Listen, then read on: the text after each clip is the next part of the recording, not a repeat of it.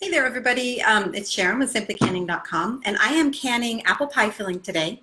And I know I've shown you the apple peeler core slicer. If you're doing any kind of apple products, it's really a handy tool. But today I'm using it without the slicer part. So I just thought I would show you real quick how it works. I got to see if I can even do this. Okay, let me get a different angle. That's not going to work.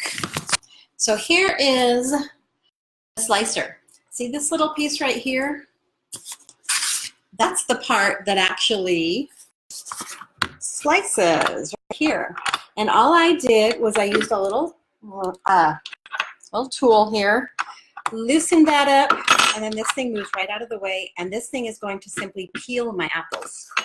Now what I am making today is apple pie filling.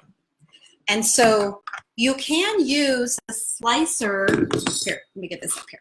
You can use the slicer if you want to make your apple pie filling, but it makes super, super thin slices. And so it's really good if you're wanting to dehydrate apples or if you're making applesauce or something like that where you're just going to cook it all up anyway. But we like a little bit of chunkiness to our apple pie filling. I like bigger pieces of apples. So this works really good. Let me move you back over here and I'll go ahead and peel an apple and show you just how fast it is. I can move this. I'm going to pull this back. Slide your apple on there. Remember, my slicer portion is out of the way. So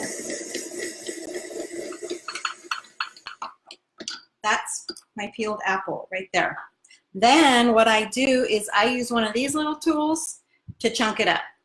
So that's just a really fast way to work with your apples if you're making apple pie filling. Sorry, this is so shaky.